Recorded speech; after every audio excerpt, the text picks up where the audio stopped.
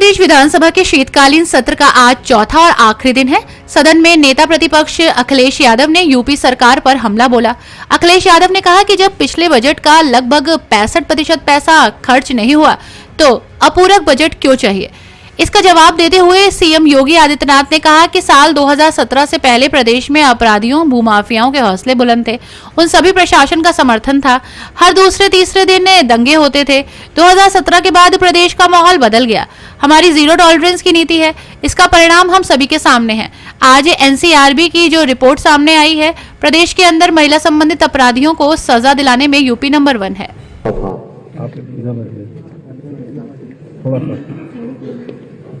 कि मैडम आप आगे आइए, दोनों लोग आगे आइए। नेता विरोधी दल आप कहाँ बैठाएंगे? महिलाओं की सीट लीड से हट करके कहाँ बैठाएंगे? महिलाओं की सीट आजकल बोलने के आदी हो चुके हैं। महिलाओं की सीट है और बीमारी केवल यही तो नहीं आई है, जो बीमारी बिहार में देखने को मिल रही है वही बीमारी यहाँ भी देखने को मिल रही है। और इसीलिए मुझे जो भी मेरे बगल में वित्त मंत्री के द्वारा पूरा बजट प्रस्तुत किया गया था, शेर शायरी के बड़े शौकीन हैं। नेता विरोधी दल के इन वक्तव्यों को सुनकर के मुझे एक शायर की बात याद आती है कि बड़ा हसीन है उनकी जवान का जादू, लगा के आग बहारों की बात करते हैं। जिन्होंने रात में देखो बस्तियां लूटी, वही नसीब के मारों की बात करते हैं।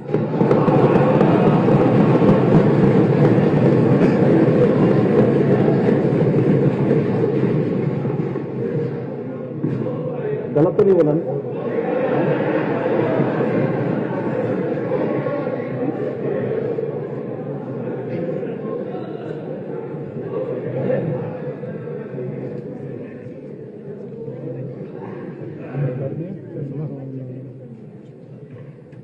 महोदय,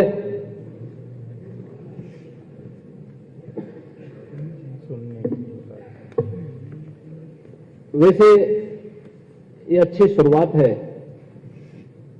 दो प्रकार से कि Uttar Pradesh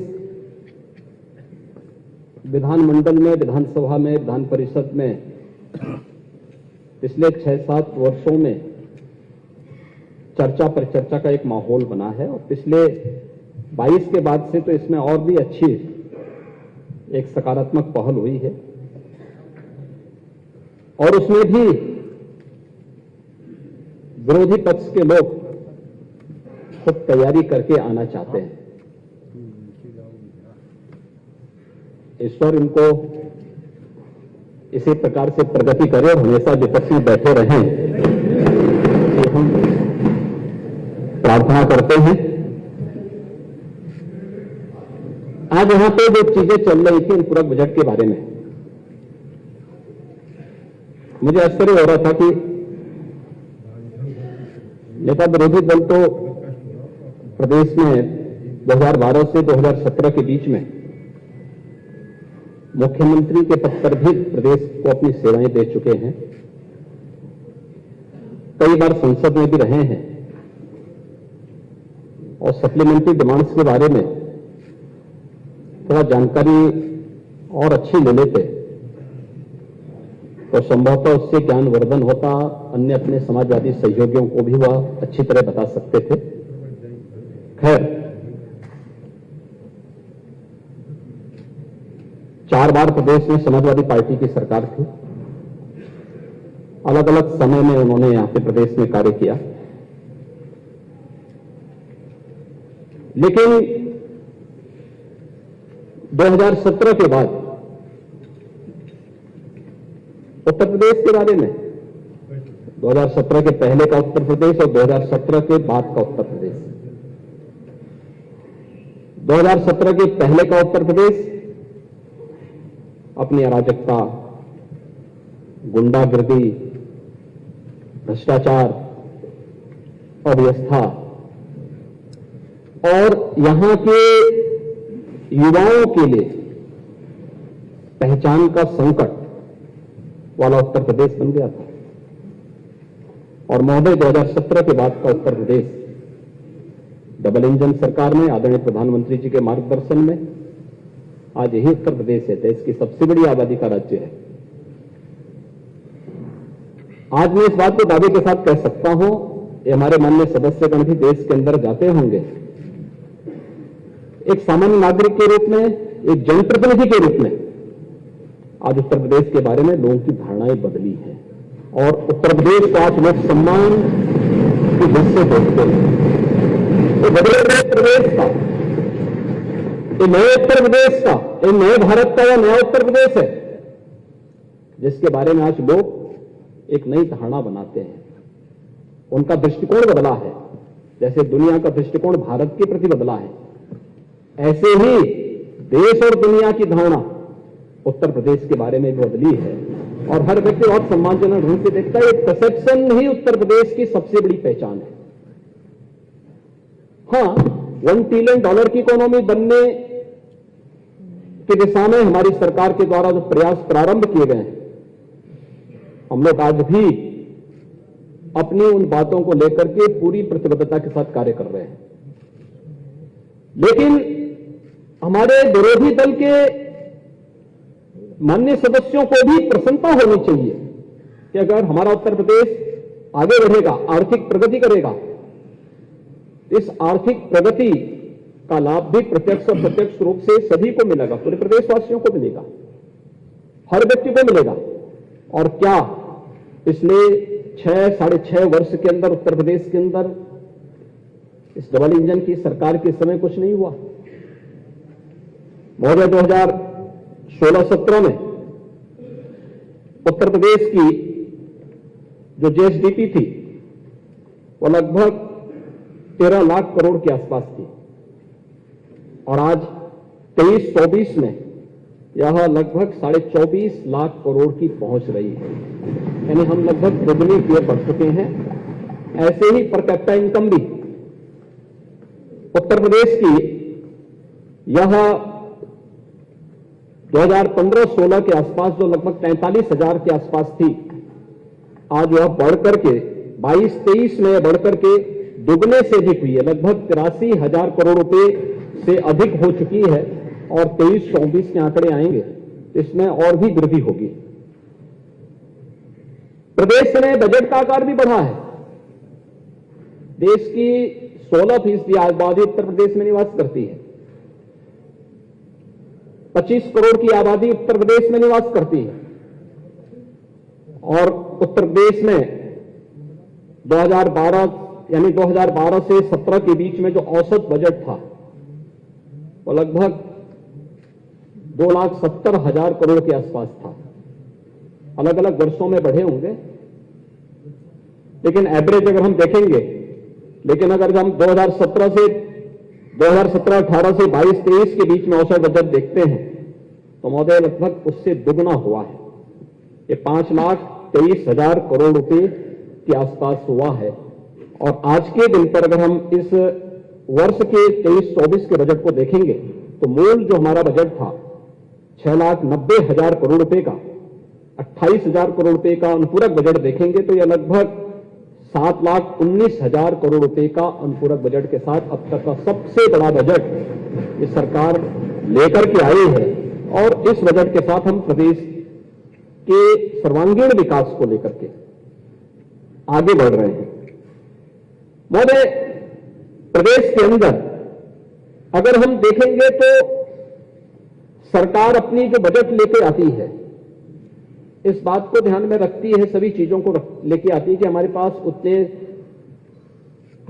source of income हमारे पास है या नहीं है। रेवेन्यू स्टेट के पास आएगा कहां से आना है और कहां उसको व्यय होना है। आय और व्यय में संतुलन की स्थिति को भी रखना, प्रदेश सरकार को इन सभी चीजों को ध्यान में रखना होता है। और उन्हीं सब बातों को ध्यान में रख करके अगर हम कार्य करते हैं तो उसके परिणाम भी हम सबके सामने आते हैं। हम देखेंगे कि प्रदेश में जो प्रदेश का राजकोषीय प्रबंधन है वह बेहतरीन तरीके से आज आगे बढ़ता हुआ दिखाई दे रहा है। और उत्तर प्रदेश जैसा राज्य रेवेन्यू सरप्लस स्टेट के रूप में जाना जाए, आज के दिन पे संभव हुआ है। और प्रदेश के अंदर इन सभी कार्यों को हम बहुत तेजी के साथ आगे बढ़ाने का कार्य भी कर रहे हैं। प्रदेश के अंदर अगर हम यहां पर विभिन्न कार्यों से देखेंगे, विभिन्न उनके साथ देखेंगे, तो हमने रेवेन्यू प्रदेश के अंदर अलग अलग उसमें प्रदेश के अंदर रेवेन्यू का जो राजस्व सरप्लस स्टेट के रूप में आज प्रदेश आया है, तो प्रदेश के अंदर अगर 16-17 में तो राज्य कर का जो राजस्व था वो 86,000 करोड़ रुपए था। आज यही बढ़कर के 23-24 में राज्य कर का जो राजस्व लक्ष्य है हमारा, यह लगभग आज के दिन पर प्रदेश के अंदर यह बढ़कर के हम लोग इसे लगभग 1.5 लाख करोड़ रुपए तक पहुंचाने में सफल हुए हैं। प्रदेश के अंदर स्टैंप एंड रजिस्ट्रेशन में जो लगभग 11,000 करोड़ रुपए 16-17 में प्राप्त हुआ था, आज वही बढ़कर के 23-24 में हम उसे 34,000 करोड़ रुपए तक पहुंचाने में सफल हुए हैं। वैट एंड टैक्स के आधार पर जो सेल टैक्स था 49,000 करोड़ रुपए का कुल रेवेन्यू प्रदेश को प्राप्त होता था, आज वही 1.5 लाख करोड़ रुपए पहुंच रहा है। और स्टेट एक्साइज में 16-17 में कुल 12,000 करोड़ रुपए प्रदेश के अंदर प्राप्त होता था, आज वही 58,000 करोड़ रुपए प्रदेश उसी एक्साइज टैक्स से ले रहा है। परिवहन में भी 16-17 में कुल 5,000 करोड़ रुपए का राजस्व प्राप्त होता था, 23-24 में वह अब बढ़कर के 12,600 करोड़ रुपए की राशि को भी प्रदेश उससे आगे बढ़ चुका है। महोदय, ये जो भी बातें प्रदेश के अंदर की गई है, हम बैंकिंग सेक्टर में भी देखेंगे। आज प्रदेश के बारे में नेता प्रतिपक्ष जो आंकड़े यहां प्रस्तुत कर रहे थे, वो वास्तविक आंकड़े नहीं थे। उन्होंने जो भी तथ्य यहां पे रखे थे, मुझे लगता है कि अच्छा होमवर्क नहीं हो पाया होगा उनका। वैसे भी उनके पास फुर्सत कहां है कि होमवर्क कर सकें और उनके बारे में देख सकें, लेकिन एक प्रयास उन्होंने किया। तथ्य और आंकड़े दोनों सही नहीं थे। महोदय, अगर बैंकिंग सेक्टर में जो कार्य वहां पे हुए हैं 22-23 में अगर हम देखेंगे तो प्रदेश में बैंकों के माध्यम से जो ऋण वितरित हुआ है 2,42,000 करोड़ रुपए का ऋण वितरित हुआ है। और 23-24 में, 22-23 में ही अगर हम देखेंगे तो प्रदेश के अंदर जो पहले की तुलना में जो बैंकों की शाखाएं खोलने की बात रही हो, आज मैं कह सकता हूं कि उत्तर प्रदेश के अंदर 5 किलोमीटर के दायरे में या तो बैंक की शाखा है या हर गांव में हम लोगों ने बैंकिंग कॉरेस्पॉन्डेंट सखी के माध्यम से बैंक की सेवाएं हर ग्राम पंचायत तक उपलब्ध करवाने का काम किया है। और इसका परिणाम है आज प्रदेश के अंदर कि प्रदेश के अंदर जब इस संबंध में उत्तर प्रदेश की बात आती है तो बैंक और वित्तीय संस्थाओं में फंड आकर्षित करने में देश के अंदर 16.2% निवेश में हिस्सेदारी के साथ उत्तर प्रदेश देश में शीर्ष स्थान पर रहता है। यह डाटा मेरे नहीं है, किसी मैगजीन के नहीं है। जब मैं मैगजीन की बात पे आऊंगा तो अंत में आऊंगा, लेकिन आरबीआई ने जो अपने बुलेटिन जारी किया है अगस्त 23 का, उसमें उत्तर प्रदेश को उन्होंने शीर्ष राज्यों की श्रेणी में रखा है, बॉटम में नहीं। आयकर रिटर्न की बात करते हैं महोदय, जून 14 में 1,65,000 आयकर रिटर्न उत्तर प्रदेश में भरे जाते थे। आज के दिन पर जून 23 में यह बढ़कर के 11,92,000 हुआ है। यह डाटा भी हमारे नहीं है, यह आईटीआर फाइल से जो आंकड़े आए हैं उसके अनुसार है। महोदय, प्रदेश के अंदर मैंने जीएसटी संग्रह के बारे में बताया कि आज हम 1.5 लाख करोड़ रुपए का जीएसटी संग्रह भी प्रदेश के अंदर कर रहे हैं। और साथ साथ मुख्यमंत्री व्यापारी दुर्घटना बीमा के अंतर्गत 1,069 व्यापारियों को आज इस योजना से लाभान्वित भी किया जा चुका है। और देश के अंदर उत्तर प्रदेश सबसे अधिक जीएसटी रजिस्ट्रेशन करने वाले राज्य के रूप में भी आज के दिन पर शीर्ष स्थान पर उत्तर प्रदेश है। महोदय, इसके अलावा प्रदेश ने और भी क्षेत्रों में अपनी प्रगति को तेजी के साथ आगे बढ़ाने का काम किया है, चाहे वह शीरा उत्पादन में, यह देश का नंबर 1 राज्य है। प्रदेश एथेनॉल ब्लेंडिंग में यह देश के अंदर आज के दिन पर नंबर 1 राज्य है। और प्रदेश के अंदर अन्य बहुत महत्वपूर्ण मुद्दों पे, खासतौर पर पारिवारिक मुद्दे भी आते थे, बेटे बेटी, पिता मां, पति पत्नी, बहू, सगा भाई, यानी अगर सगे भाई की मृत्यु की स्थिति में उसकी पत्नी, सगी बहन, दामाद, पुत्र पुत्री, यानी सबको आवासीय अथवा कृषि संपत्ति ट्रांसफर करने में जो पहले एक लंबी प्रक्रिया होती थी, पूरा शुल्क देना होता था, आज मात्र 5,000 रुपये नियत करते हुए हम लोगों ने सुविधा प्रदेश में उपलब्ध कराई है। लाखों परिवार इन सुविधाओं का लाभ प्रदेश में ले रहे हैं।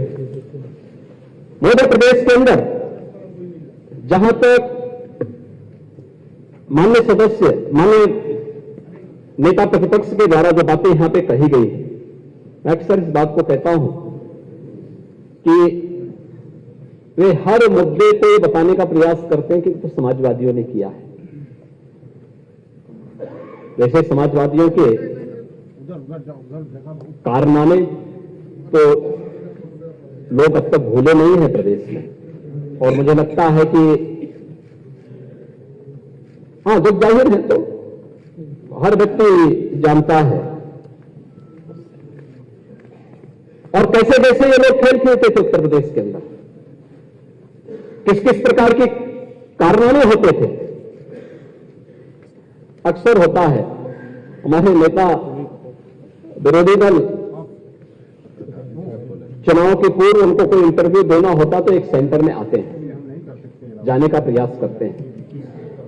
प्रदेश के अंदर सत्ता प्रायोजित डकैती के सबसे अच्छे उदाहरण हो सकते हैं, और किस रूप में हो सकते हैं, उनमें से एक सेंटर है जेपीएम आईसी। महोदय, इसका जो मूल जो डीपीआर है वो केवल 265 करोड़ रुपए का यह आंका गया था, और 265 करोड़ रुपए के डीपीआर के बाद इस पे 821 करोड़ खर्च हो गया, तब भी पूरा नहीं हो पाया। एक उदाहरण है, यह 6 साल से सरकार आई है, लेकिन 6 साल से पहले आप क्या कर रहे थे? 5 साल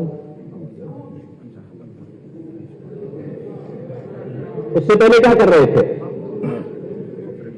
गोमती रिवर फ्रंट, महोदय, गोमती रिवर फ्रंट,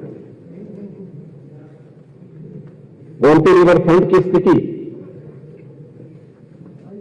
जो पीपीआर बना था 167 करोड़ का, बाद में फिर डीपीआर 340 करोड़ या समथिंग कुछ और इन्होंने आगे पीछे किया। फिर 2015 में इसको बढ़ाकर के लोग लेके गए 656 करोड़ का।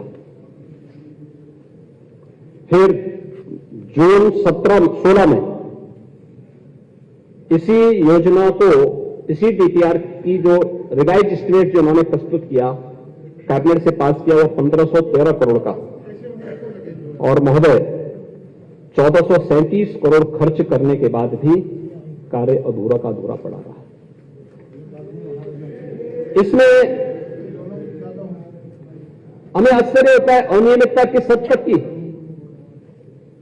इसमें पीएससी का गठन किया गया, सीबीआई और ईडी के द्वारा भी इसमें जांच की जा रही है, और जब इसमें हम लोग विभिन्न निष्कर्षों पर पहुंचे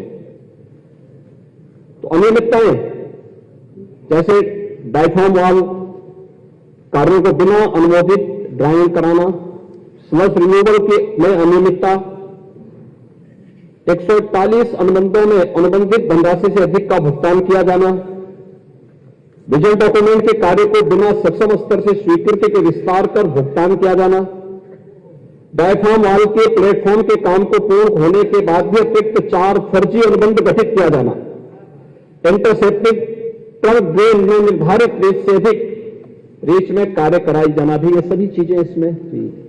यानी ये किस हद तक कार्य करते थे, कारनामे प्रदेश की जनता भूली नहीं है। और एक और कारनामा है, यद्यपि एक तो लंबी फेहरिस्त है और हर जिले में होगा। यहां पे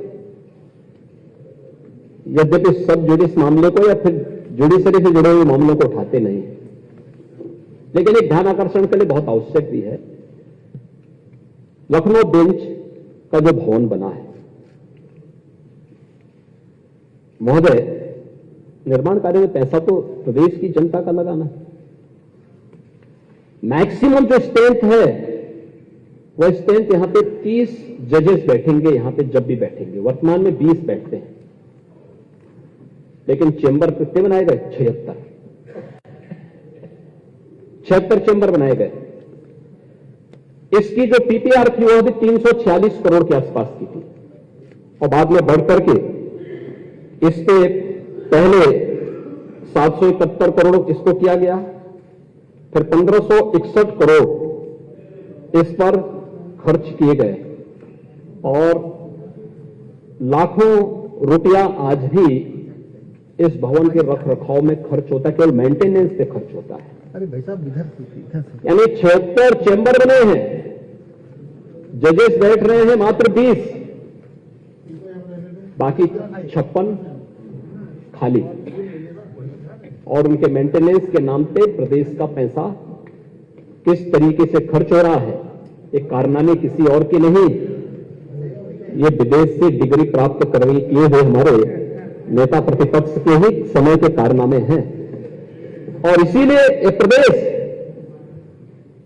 के बारे में जो इतनी गलत धारणा बनी थी, जो यहां का नौजवान अपनी पहचान को छुपाता था, इन्हीं कारणों से छुपाता था।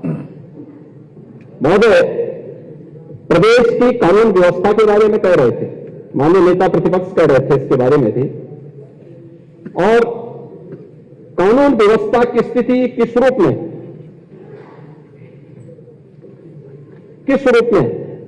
थी, इससे कोई, यानी हर व्यक्ति इस बात को जानता है। खासतौर पर 2016 के सापेक्ष अगर 2022-23 में अगर हम देखेंगे तो आज के दिन पर महोदय एनसीआरबी के जो डाटा है, मैं उसकी बात कर रहा हूं, मैं ये मेरे स्वयं के नहीं है, उत्तर प्रदेश गृह विभाग के भी नहीं है। ये जो डाटा है यह एनसीआरबी के हैं, और उसमें खासतौर पर डकैती के मामलों में 80.31% की कमी आई है, लूट में 61.51% की कमी आई है, हत्या में 32.45% की कमी आई है, बलवा में 51.65% की कमी आई है, फिरौती में 45.18% की कमी आई है, और दुष्कर्म के मामलों में भी 21.75% की कमी आई है। महोदय, 17 के पहले उत्तर प्रदेश के बारे में क्या मंजर था? अपराधियों, माफियाओं, दंगाइयों और भूमि में अवैध कब्जों को शासन का प्रश्रय प्राप्त था, और दूसरे तीसरे दिन तो दंगे होते थे, और अराजकता की स्थिति थी, अव्यवस्था थी। और 2017 के बाद ये जीरो टॉलरेंस की सरकार है, जो हर हाल में कानून का राज स्थापित करके हर व्यक्ति को सुरक्षा की गारंटी दे रही है। उसका परिणाम यह हम सबके सामने आए हैं। और महोदय, आज एनसीआरबी की जो रिपोर्ट है उत्तर प्रदेश के बारे में लिखती है कि प्रदेश के अंदर महिला संबंधी अपराधियों में संलिप्त अपराधियों को सजा दिलाने में उत्तर प्रदेश देश में नंबर 1 का राज्य है, जो अपने यहां सबसे अधिक अपराधियों को सजा दिलाता है। महोदय, इस दौरान 63,000 से अधिक अपराधियों को गैंगस्टर अधिनियम के अंतर्गत 836 अपराधियों के विरुद्ध एनएसए में कार्रवाई की गई, और साथ साथ गैंगस्टर अधिनियम के अंतर्गत 9,163 करोड़ की चल और अचल संपत्ति का जब्ती करने का कार्य भी हुआ है। माफिया और अपराधियों के द्वारा जो अवैध संपत्ति अर्जित की गई है, उनमें 2827 करोड़ रुपए के अधिक की संपत्ति को भी सरकार ने अपने कब्जे में लिया है। प्रदेश के अंदर 66 माफिया उनके गैंग्स के जो सदस्य हैं, कुल 1044 के विरुद्ध 590 अभियोग पंजीकृत भी किए गए और 506 की गिरफ्तारी भी की गई। इसमें उनके खिलाफ बहुत अन्य तमाम कार्रवाई भी की गई। और बाकी और व्यक्ति जानता ही है, उत्तर प्रदेश में तो बाकी अपराधी और माफियाओं के खिलाफ कैसे कार्रवाई होनी है, इसके बारे में बताने की आवश्यकता ही नहीं है। 2017 के बाद महिला और बाल सुरक्षा संगठन प्रभावी ढंग से कार्य करना प्रारंभ किया है। प्रत्येक जनपद में महिला थाना के अतिरिक्त एक अन्य थाने में महिला थानाध्यक्ष को नियुक्ति दी गई है। महिला और बाल संबंधी अपराध, इसके बारे में मैंने पहले आपको बताया, यहां पर बताया है। महिलाओं के विरुद्ध अपराधों में 4,579 अभियुक्तों में से 487 अभियुक्तों में को आजीवन कारावास, 1016 को 10 वर्ष और 10 वर्ष से अधिक का कारावास और 3076 अभियुक्तों को 10 वर्ष से कम का कारावास की सजा भी प्रदेश के अंदर हुई है। प्रदेश सरकार की जो पहल है प्रोसिक्यूशन और प्रदेश में समयबद्ध तरीके से कार्रवाई को आगे बढ़ाने का परिणाम है। पास्को अधिनियम के अंतर्गत भी 7276 अपराधियों को सजा या महिला संबंधी अपराधों में जो कार्रवाई हुई है, ई प्रोसिक्यूशन में पूरे देश में उत्तर प्रदेश आज नंबर 1 पर है। प्रदेश में 3 महिला पीएसी बटालियन के गठन की कार्रवाई भी प्रदेश सरकार ने तेजी के साथ आगे बढ़ाया है। तो प्रदेश के अंदर 69 महिला पुलिस चौकी और परामर्श केंद्र और उनको थाने का दर्जा देने की कार्रवाई को भी प्रदेश के अंदर आगे बढ़ाया है। आज के दिन पे जो हमारे पास जो सबसे बड़ी चैलेंज हमारे सामने है वह है साइबर क्राइम की भी। और हर एक जनपद में प्रतिदिन इससे संबंधित दर्जनों मामले सामने आते हैं। 2017 के पहले इसकी कोई पॉलिसी नहीं थी, तो सरकार का कोई विजन ही था। 2017 के बाद सरकार ने आज इस कार्रवाई को पहले चरण में रेंज स्तर पर यानी कमिश्नरी स्तर पर हम लोगों ने साइबर थाने का गठन किया और आज हर जनपद स्तर पर एक साइबर थाने के गठन की कार्रवाई को भी हम लोगों ने आगे बढ़ा दिया है और बहुत शीघ्र उसके लिए धनराशि भी जारी की जा रही है, जिससे थाने का गठन करने के साथ साथ वहां पे हर एक जगह मैन पावर की आपूर्ति भी हो सके। इन कार्रवाई को भी हम लोगों ने आगे बढ़ाने का कार्य प्रदेश के अंदर प्रारंभ किया है। 1531 थानों में महिला संबंधी सुरक्षा के लिए साइबर हेल्प, यहां पे साइबर थानों से संबंधित साइबर हेल्प डेस्क की स्थापना की जा चुकी है, हेल्पलाइन भी जारी की जा चुकी है और प्रदेश के अंदर साइबर क्राइम मुख्यालय लखनऊ में एडवांस साइबर फॉरेंसिक लैब 18 जो हमारे रेंज हैं, इन 18 रेंज में भी बेसिक साइबर फॉरेंसिक लैब तथा 57 जनपदों में साइबर जो क्राइम थाने हैं, इनकी भी स्थापना की कार्रवाई को हम लोगों ने प्रदेश के अंदर अब तक गठन की प्रक्रिया को आगे किया है। और पहली बार Uttar Pradesh forensic science institute के गठन की कार्रवाई को भी आगे बढ़ा करके मुझे बताते हुए प्रसन्नता है कि वर्तमान सत्र में हम लोगों ने उसमें प्रवेश की प्रक्रिया को भी आगे बढ़ाया है और बीएससी और एमएससी का डिप्लोमा की कुछ पाठ्यक्रम भी हम उसमें बीटेक, एमटेक और एलएलएम के इंटीग्रेटेड कोर्सेज को भी हम उसमें संचालित करने की कार्रवाई को तेजी के साथ आगे बढ़ा चुके हैं। महोदय, प्रदेश के अंदर 2017 के पहले भर्ती की जो बात थी और सदन में नेता कांग्रेस ने भी अपने भाषण के दौरान चर्चा की थी कि आखिर हमने कितनी नौकरियां दी हैं। महोदय, अगर अकेले पुलिस की ही मैं बात करूं तो पुलिस के भर्ती में अब तक 1,64,000 पुलिस कार्मिकों की भर्ती 2017 में सरकार आने के बाद से हम लोगों ने की है और पारदर्शी तरीके से ये भर्ती की प्रक्रिया अब तक संपन्न हुई है। केवल पुलिस की मैंने बात की है, लेकिन 17 की पहले क्या स्थिति थी? भर्ती भी एक घोटाला हुआ करता था, वहां घोटाला हुआ करता था। आप रिजर्वेशन की बात कर रहे हैं, वहां पे तो चाचा, भतीजा, भाई ये सब संलिप्त हो जाते थे। और किसी गरीब को, किसी कमजोर को, किसी दलित को, किसी पिछड़े को उसके हक को जबरदस्ती डकैती डालने का काम 2017 के पहले होता था और इसीलिए माननीय न्यायालय को इसे बार बार स्टे देना होता था। 2017 के पहले भर्ती की प्रक्रिया प्रदेश में पूरी तरह बाधित थी। प्रदेश में भर्ती की प्रक्रिया 2017 के बाद हुई और 2017 के बाद पूरी तरह पारदर्शी पुलिस की भर्ती प्रक्रिया को संपन्न करते हुए उन सभी प्रक्रियाओं को हमने पूरा किया है। 5381 हम लोगों ने नए पदों की मंजूरी, जिसमें 86 राजपत्रित और 5295 और राजपत्रित श्रेणी के पद हैं। इस दौरान प्रदेश में 114 नए थाने, 163 नई चौकियां, 6 महिला थाना, 4 आर्थिक अपराध के थाने और बाकी प्रदेश में जो हम पहले बताए थे साइबर थाने हर जनपद में बनाए गए हैं। 40 एंटी ह्यूमन ट्रैफिकिंग यूनिट थानों को भी प्रदेश के अंदर गठन की प्रक्रिया को आगे बढ़ाया गया है। प्रदेश के अंदर इस दौरान अन्य इस क्षेत्र में जो भी रिफॉर्म होने थे, केवल भर्ती ही नहीं होनी थी, उनकी ट्रेनिंग के लिए इस प्रकार की ट्रेनिंग क्षमता बढ़ाना। आज प्रदेश में जब हम लोग 2017 में आए थे, प्रदेश की ट्रेनिंग की क्षमता मात्र 6000 थी और आज हम कोई भी भर्ती करेंगे तो 30,000 रिक्रूट को एक साथ ट्रेनिंग की देने की क्षमता उत्तर प्रदेश के पास है। यानी हमने इसको 5 गुना बढ़ाने में सफलता प्राप्त की, क्योंकि पहले की सरकारों की सोच संकीर्ण थी। उस संकीर्ण सोच से वे कभी उभर नहीं पाए थे और परिणाम हम सबके सामने है कि उसी संकीर्ण दायरे में कैद होकर के उत्तर प्रदेश के नौजवानों के सामने, उत्तर प्रदेश के नागरिकों के सामने पहचान का एक संकट पिछली सरकारों ने रखा किया था। आज उससे उभार करके इस प्रदेश को नए भारत के नए प्रदेश के रूप में और नए भारत की सबसे अच्छी अर्थव्यवस्था के रूप में स्थापित होते हुए उत्तर प्रदेश को आज देश के अंदर जाना जा रहा है।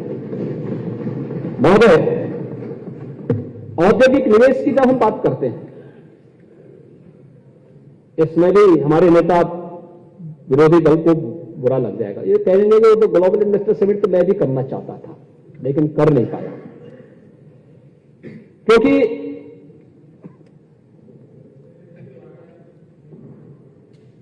काका हाथरस सिंह ने इनके बारे में बहुत अच्छी बात कही थी कि प्रकृति बदलती क्षण क्षण देखो, बदल रहे अणु कण कण देखो, तुम निष्क्रिय से पड़े हुए थे, भाग्यवाद पर अड़े हुए थे। छोड़ो मित्र पुरानी डफली, जीवन में परिवर्तन लाओ, परंपरा से ऊंचे उठकर कुछ तो स्टैंडर्ड बनाओ। काका हाथरसी ने ये बात मुझे लगता है कि पहले ही सोच समझ करके तैयार कर ली थी और मैं इसीलिए हम लोग इस बात को मान के चलते हैं कि अगर दृष्टि लक्ष्य पर हो और कदम राह पर हो तो ऐसी कोई राह नहीं जो लक्ष्य तक न जाती हो। हमने $1 ट्रिलियन की इकोनॉमी उत्तर प्रदेश को बनाने का जो लक्ष्य रखा है, ये सब राह वहीं तक पहुंचने के हैं।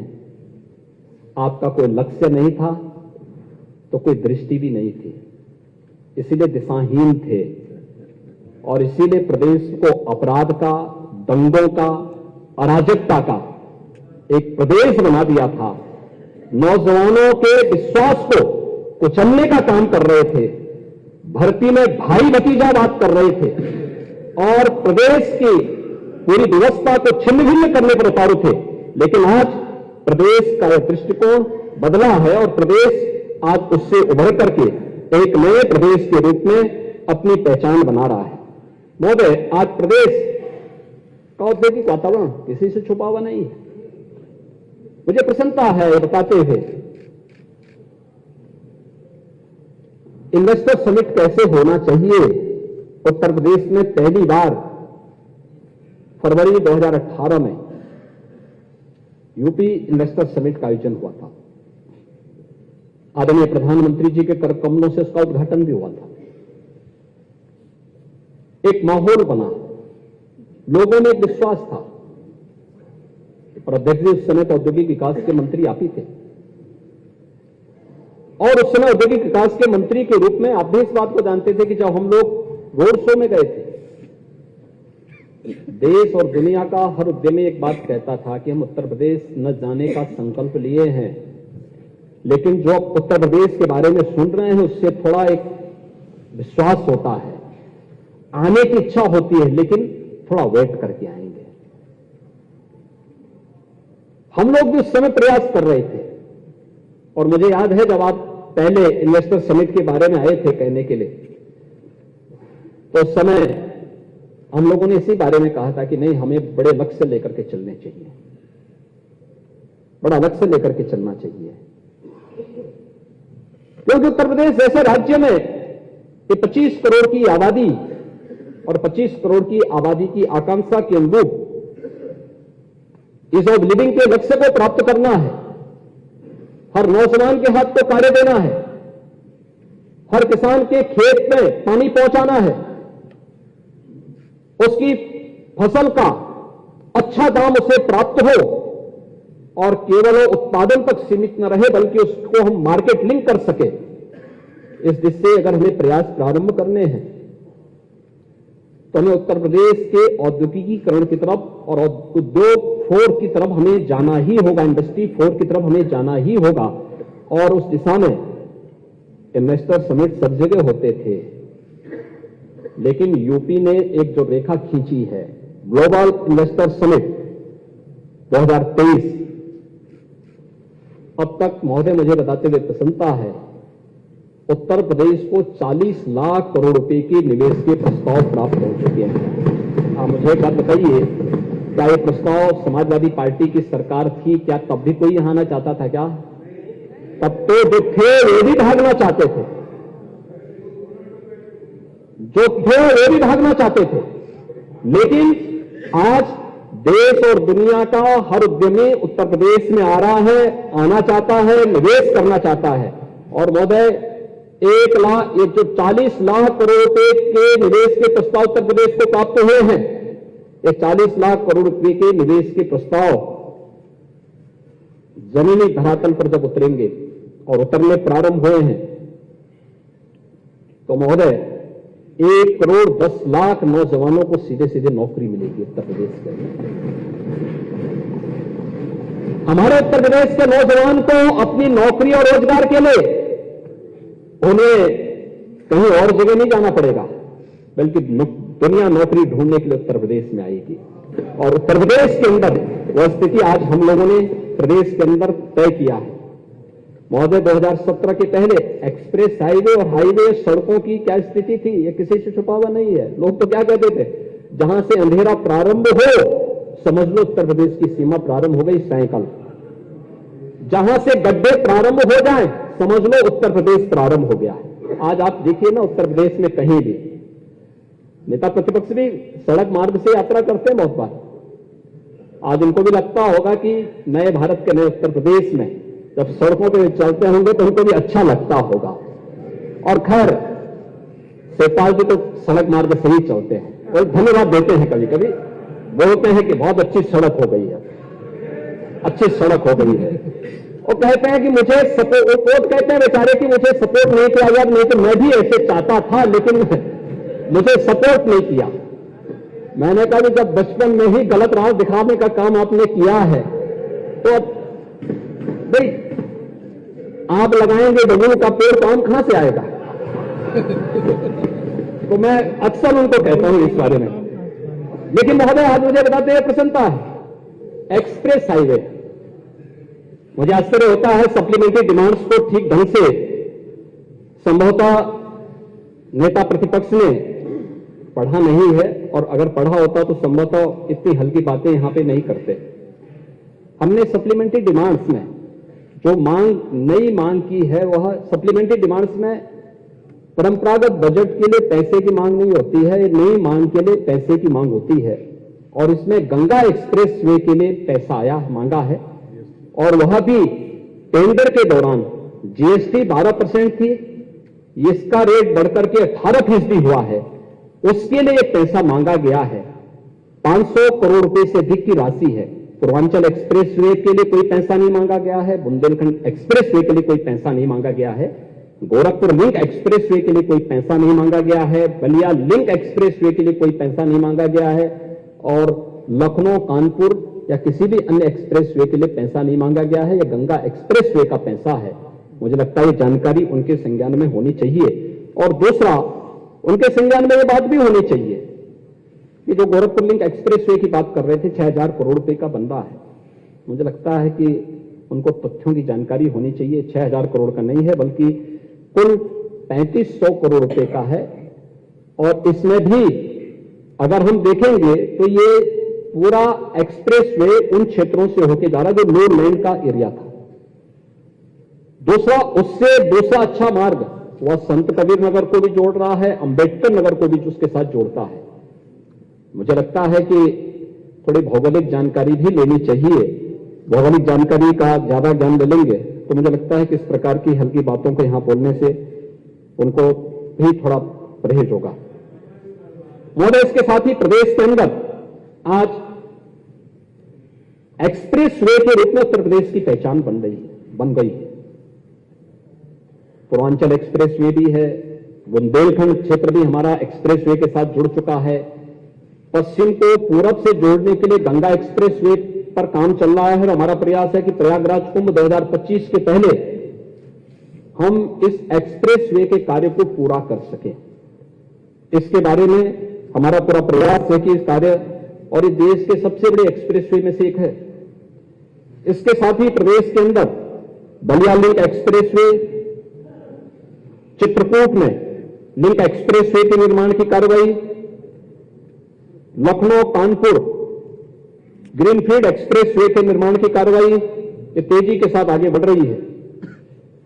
वाराणसी में 100 एकड़ क्षेत्र में देश का पहला फ्रेट विलेज की स्थापना की कार्रवाई भी हो रही है।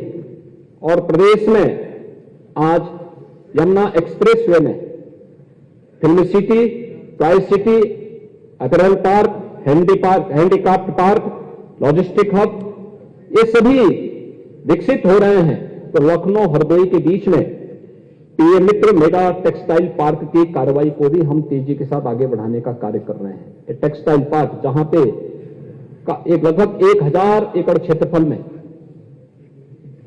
टेक्सटाइल का एक हब बनेगा। ये उत्तर प्रदेश के अंदर यहां के युवाओं के लिए नए रोजगार के अवसर खोलेगा।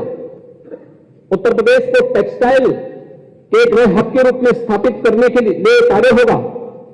और महोदय, इसके साथ ही उत्तर प्रदेश सरकार ने अपने मूल बजट में जो प्रावधान किया था उसमें कभी नेता प्रतिपक्ष, क्योंकि उनका विषय भी नहीं हुआ, उनकी रुचि का विषय भी नहीं, लेकिन जो हम लोग मध्यांचल और बुंदेलखंड की दृष्टि डेवलपमेंट का एक बहुत बड़ा क्षेत्र नया स्थापित करना चाहते हैं। नोएडा, ग्रेटर नोएडा को स्थापित होने में 46-47 वर्ष लगे। कुल 33,000 एकड़ लैंड में वह स्थापित हो पाया। आज महोदय, बीडा, झांसी, बुंदेलखंड औद्योगिक क्षेत्र के निर्माण की कार्रवाई को सरकार ने आगे बढ़ाया है और ये पहले ही चरण में 35,000 एकड़ क्षेत्रफल में बसने जा रहा है। यहां पे हम एक एयरपोर्ट भी देने जा रहे हैं, फोरलेन की कनेक्टिविटी भी देने जा रहे हैं। ये आज उत्तर प्रदेश की पहचान बन रही है और ये मुझे लगता है कि उत्तर प्रदेश के नए औद्योगिकीकरण की तरफ प्रदेश को यह एक नई पहचान देता है। मध्य प्रदेश में इंटरनेशनल ट्रेड शो हो रहे हैं। अभी सितंबर माह में ग्रेटर नोएडा में इंटरनेशनल ट्रेड शो का आयोजन हुआ था। एमएसएमई प्रदेश की जो पहचान थी, प्रदेश जिस क्षेत्र में तेजी के साथ आगे बढ़ सकता है, जो प्रदेश की पोटेंशियल थी, आज उस ट्रेड शो का आयोजन होता है। 70,000 बायर्स उस पूरे कार्यक्रम में भागीदार बने थे। 4 लाख लोगों ने उस पूरे कार्यक्रम में सहभागिता सुनिश्चित की थी। आज ये उत्तर प्रदेश को एक नई पहचान दिला रहा है। प्रदेश में एमएसएमई की हमारी नई पॉलिसी आ चुकी है। और विश्वकर्मा श्रम सम्मान जैसी योजनाओं को आज राष्ट्रीय स्तर पर सम्मान मिल रहा है। महोदय, आज प्रदेश में उत्तर प्रदेश पहला राज्य है जिसने अपने एमएसएमई यूनिट में स्थापित करने वाले जो हमारे उद्यमी हैं, कामगार हैं, उन सबको एक दुर्घटना बीमा योजना से 5 लाख रुपए की दुर्घटना बीमा योजना भी उनको उपलब्ध कराई है। देश के अंदर 96 लाख एमएसएमई यूनिट हमारे पास हैं, उनके पास सुरक्षा की कोई गारंटी नहीं थी। उनके प्रोत्साहन के लिए राज्य सरकार ने उन्हें आज प्रदेश के अंदर ये भी व्यवस्था दी है, तो साथ साथ अपने कामगार और हस्तशिल्पियों के प्रशिक्षण के लिए भी हम लोग उन्हें प्रशिक्षण और टूल किट की सुविधा उपलब्ध करवाने का कार्य कर रहे हैं। मध्य प्रदेश के अंदर तेजी के साथ आज हम लोगों ने प्रदेश के इंफ्रास्ट्रक्चर डेवलपमेंट के साथ साथ प्रदेश के अंदर लोगों की अन्य बुनियादी सुविधाओं को भी उपलब्ध करवाने के कार्य को तेजी के साथ आगे बढ़ाया है। वीआईपी कल्चर समाप्त किया है। कुछ वीआईपी कल्चर समाप्त करने की पीड़ा भी नेता प्रतिपक्ष की होगी, क्योंकि वे लोग उसके आदी रहे हैं। स्वाभाविक रूप से कभी गरीब की पीड़ा देखी नहीं, तो इसलिए उनको इसकी कोई चिंता नहीं, और इसीलिए 2017 के पहले प्रदेश के अंदर बिजली की स्थिति क्या थी ये तो किसी से छुपी हुई नहीं है। वे कितने बड़े बड़े दावे करें, अगर उनके समय में जो पीटीए हुए थे उनकी चर्चा हम करना प्रारंभ कर देंगे, बहुत सारे लोग मुंह दिखाने लायक स्थिति में नहीं होंगे।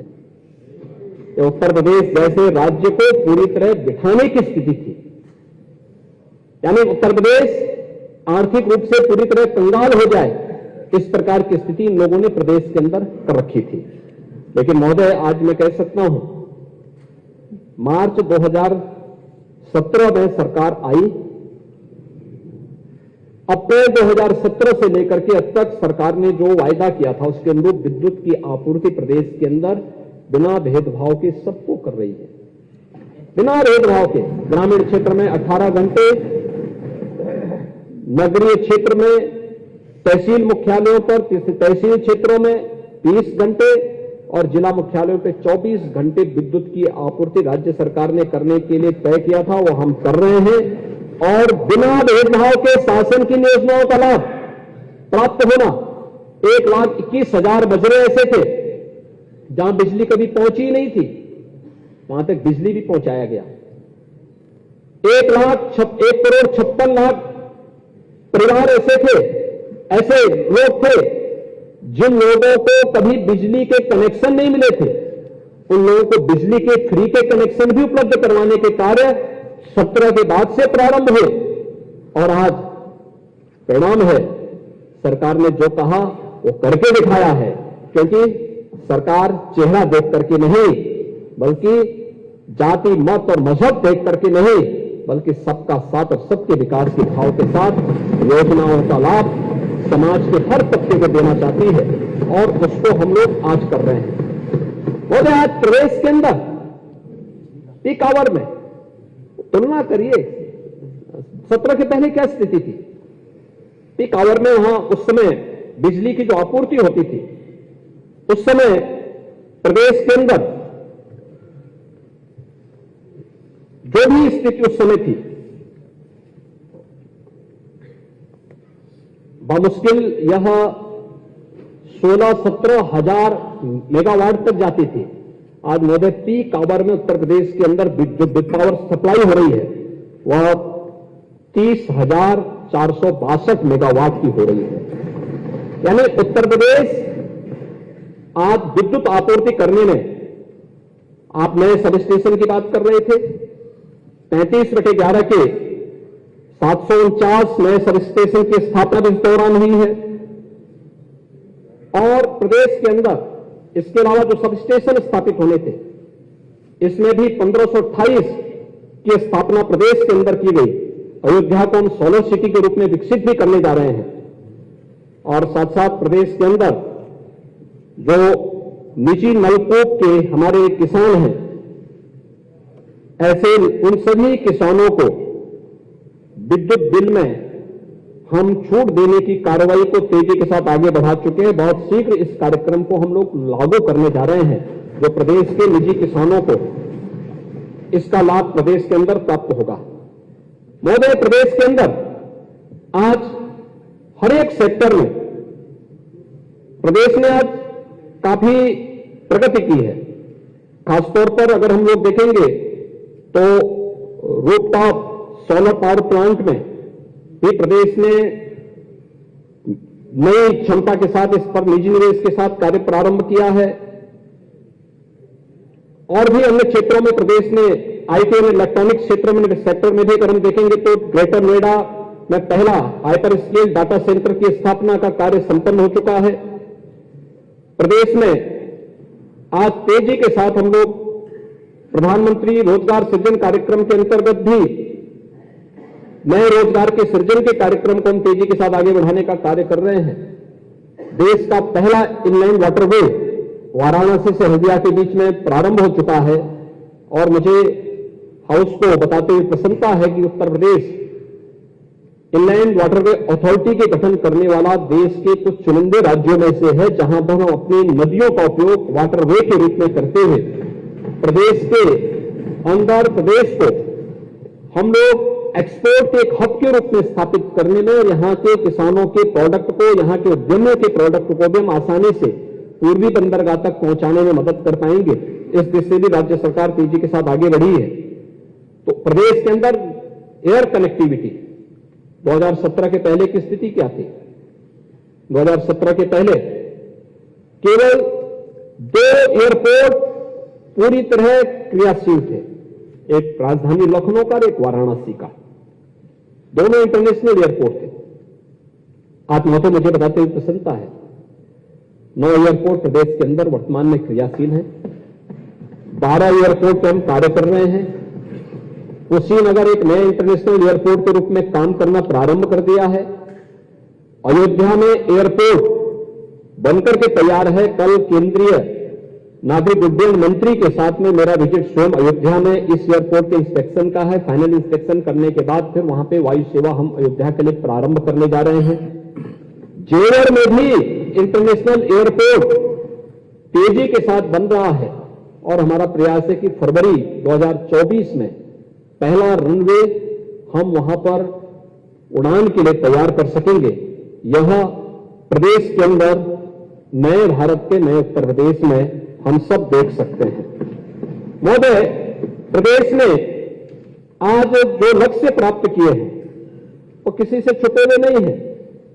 बहुत तेजी के साथ इन कार्यक्रमों को हम आगे बढ़ाने का कार्य कर रहे हैं और मुझे लगता है कि अगर थोड़ा भी यहां पर माननीय नेता प्रतिपक्ष ने थोड़ी भी इन चीजों के बारे में जानने का प्रयास किया होता तो एक बार, क्योंकि इन सभी अड्डों का उपयोग कभी कभी वे भी करते हैं और करते हैं तो उसके बाद उनको इसके लिए कम से कम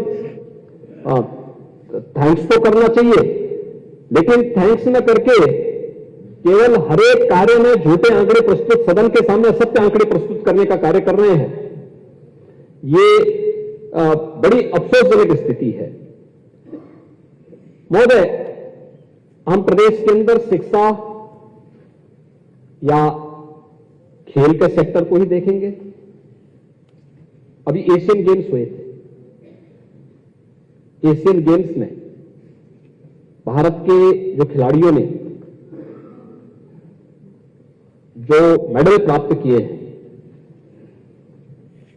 107 मेडल प्राप्त किए हैं एशियन गेम्स में और पैरा एशियन में 111 मेडल प्राप्त किए हैं। और मुझे बताते हुए प्रसन्नता है, देश की 16% आबादी प्रदेश में रहती है और 25% मेडल उत्तर प्रदेश के खिलाड़ियों ने जीते हैं, देश के लिए जीते हैं। रिजल्ट क्या है आपका? एक औपचारिकता निर्वहन के लिए नहीं, हम रिजल्ट पे फोकस करते हुए कार्य कर रहे हैं। 2017 के पहले के बेसिक शिक्षा परिषद के स्कूलों की स्थिति, उनमें शिक्षकों की स्थिति, उनके इंफ्रास्ट्रक्चर की स्थिति, 2017 के बाद बेसिक हो, माध्यमिक हो, उच्च हो, तकनीकी शिक्षा हो, व्यावसायिक शिक्षा हो या फिर मेडिकल एजुकेशन हो, चिकित्सा शिक्षा हो, किसी भी सेक्टर में अगर आप देखेंगे 2017 के पहले 2017 के बाद बहुत अंतर स्पष्ट दिखेगा। 2017 के पहले जैसी सरकार थी वैसे संस्थाएं भी थी,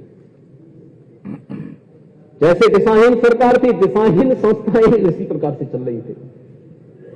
लेकिन 2017 के बाद जो परिवर्तन देखने को मिला है, आज जाइए ना, हमें प्रसन्नता होती है जब हमारा माननीय विधायक जाता है बेसिक शिक्षा परिषद के स्कूल में जाकर के देखता है, उसका रंग रोगन देखता है, बालक बालिकाओं के लिए टॉयलेट देखता है, पेयजल की व्यवस्था देखता है, वहां फ्लोरिंग देखता है, स्मार्ट क्लास देखता है, फर्नीचर देखता है।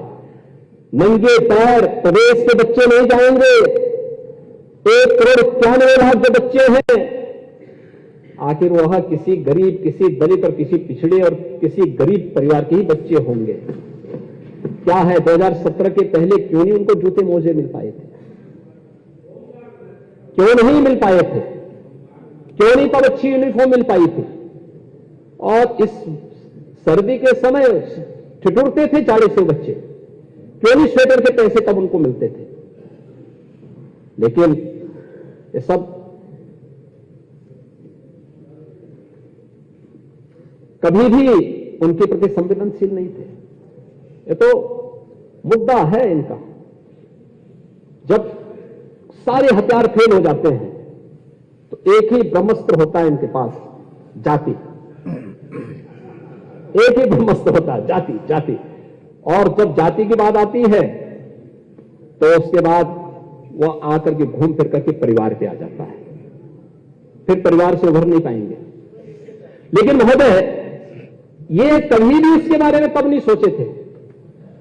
नकल विहीन परीक्षा हो, इसके लिए अच्छे शिक्षक तैनात हो, ये उनकी चिंता का विषय नहीं था।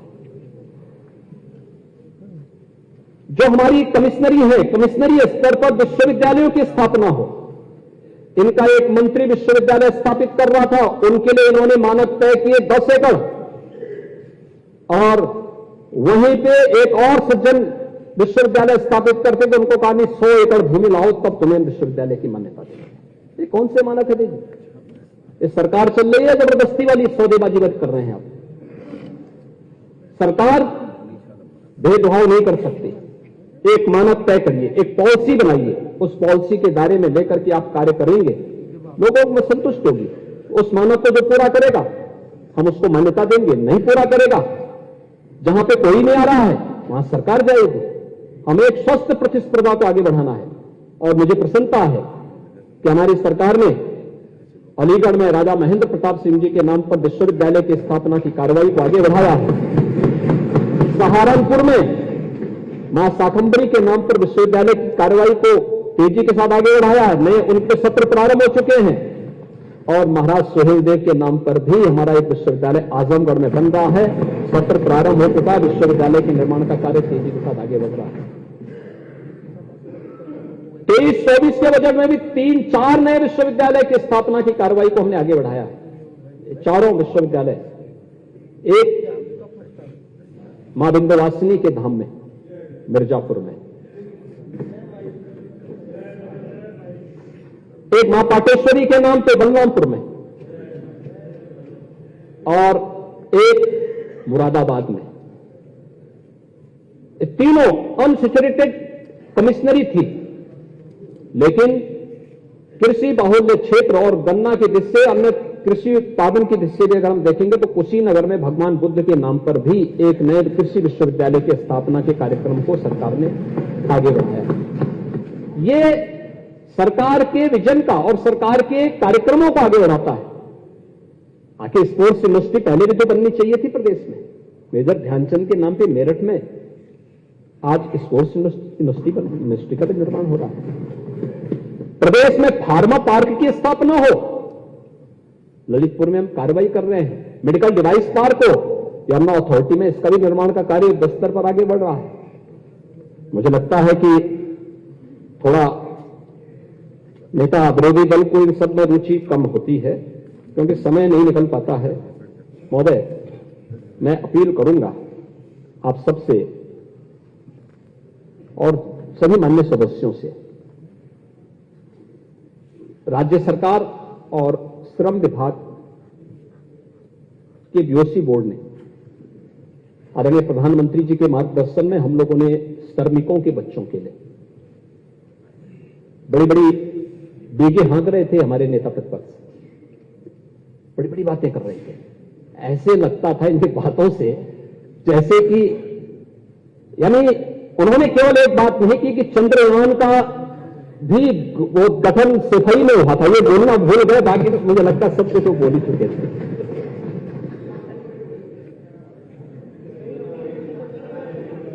अटल आवासीय विद्यालय, और मैं सबसे अनुरोध करूंगा एक बार विजिट जरूर करिए।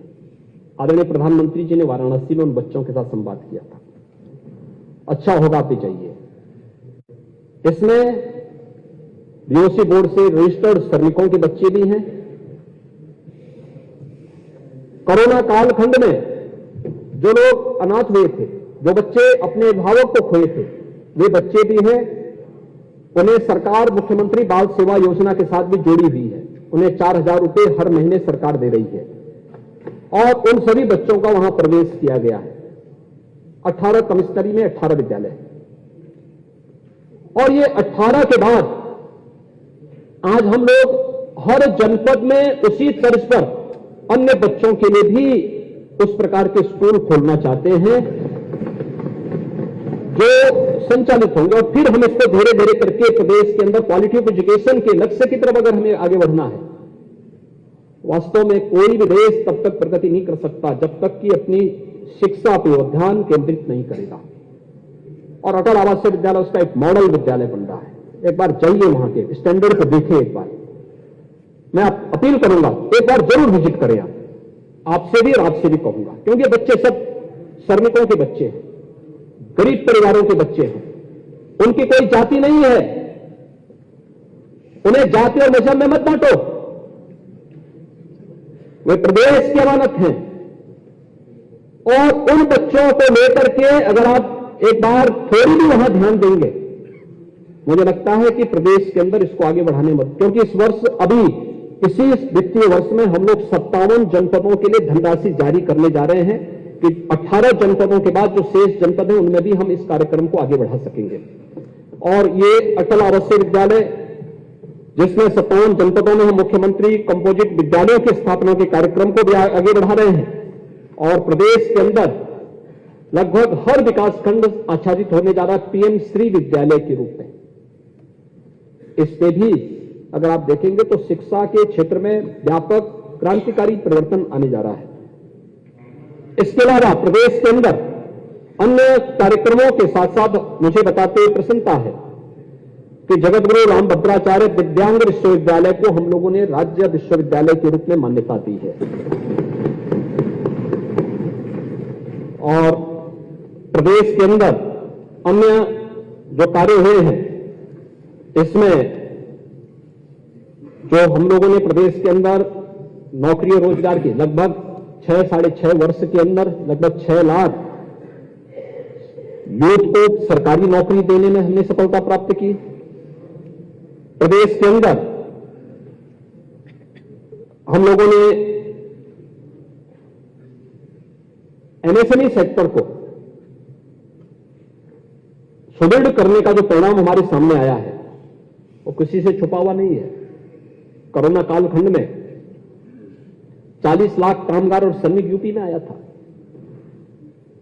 तो 40 लाख श्रमिक और कामगार के लिए प्रदेश के अंदर रोजगार की व्यवस्था कहां से होगी? एमएसएमई यूनिट ने उन्हें काम दिया। ढेर सारे लोगों ने अपने अपने यहां जहां समायोजित हो सकते थे, और आज वे सभी वहां पे काम कर रहे हैं। ये उदाहरण है, जिन राज्यों से कामगार और श्रमिक आए उन राज्यों की इकोनॉमी पे असर पड़ा, लेकिन उत्तर प्रदेश में आए, उत्तर प्रदेश की इकोनॉमी में उतनी बढ़ोतरी भी हुई। हर व्यक्ति हमारे लिए बहुमूल्य है, उसका कंट्रीब्यूशन है उत्तर प्रदेश के लिए, वो काम कर रहा है। आज भी मैं उत्तरकाशी में जो हमारे श्रमिक बंधु टनल दुर्घटना में वहां फंस गए थे, हम सब आभारी हैं। और मैं अध्यक्ष जी आपसे निवेदन करूंगा कि सदन की तरफ से आदरणीय प्रधानमंत्री जी और भारत सरकार को और इस पूरे रेस्क्यू ऑपरेशन में लगे हुए इस पूरी टीम को आभार व्यक्त करना चाहिए, धन्यवाद प्रस्ताव भेजना जाना चाहिए, सदन की तरफ से जाना चाहिए। कि जिस तत्परता के साथ रेस्क्यू ऑपरेशन, अब तक ढेर सारे ऐसे मामले घटित हुए हैं, लेकिन आपदा थी, लेकिन उस आपदा में रेस्क्यू कार्य किस धैर्य के साथ होना चाहिए, अपने अपने यह रेस्क्यू अपने अपने एक उदाहरण है। और उसमें से 8 लोग यूपी के थे। आज मैंने उनसे संवाद किया। 12 को घटना वहां घटित होती है, 13 को उत्तर प्रदेश शासन का एक प्रतिनिधि वहां मौजूद हो जाता है और लगातार वह संवाद करता है वहां के उत्तराखंड और भारत सरकार के अधिकारियों के साथ साथ कंपनी से जुड़े हुए लोगों के साथ में। वहीं पे वो कैंप करते रहे हैं और आज वे सभी श्रमिक वापस आए हैं, जिनमें 6 श्रावस्ती के, एक लखीमपुर खीरी के और एक मिर्जापुर के, ये 8 लोग हैं। उसमें से उत्तर प्रदेश के मिर्जापुर के जो एक नौजवान है, जो एक इंजीनियर के रूप में वहां काम कर रहा था, जो टनल के अंदर फंसा हुआ था, उनकी वहां पे उन लोगों के संबल को बांधने में प्रधानमंत्री जी के संदेश को, वहां के माननीय मुख्यमंत्री जी के संदेश को और अन्य अधिकारियों के संदेश को उन लोगों तक पहुंचाना, टनल के अंदर रहते हुए भी सामान्य दिनचर्या उनकी बाधित न हो, लोगों का मनोबल न टूटे, इसके लिए वे लगातार वहां काम करते रहे। यानी वहां उन्होंने योग की क्लास भी चलाई। यानी अभिनंदन किया जाना चाहिए और इसीलिए मैंने मुख्यमंत्री आवास पे उन्हें बुलाया आज और बुला करके उनका मैंने अभिनंदन किया और मैंने उनको इस बात के लिए आश्वस्त किया है कि गौरंजन की सरकार है, बिना भेदभाव के कार्य करती है और इन सभी श्रमिकों के हितों के लिए पहले ही सरकार संवेदनशील है और आगे भी सरकार उसी संवेदनशीलता के साथ कार्य करेगी और उसी के साथ आज हम लोगों ने वहां पे उन लोगों के लिए वहां पे काम किया।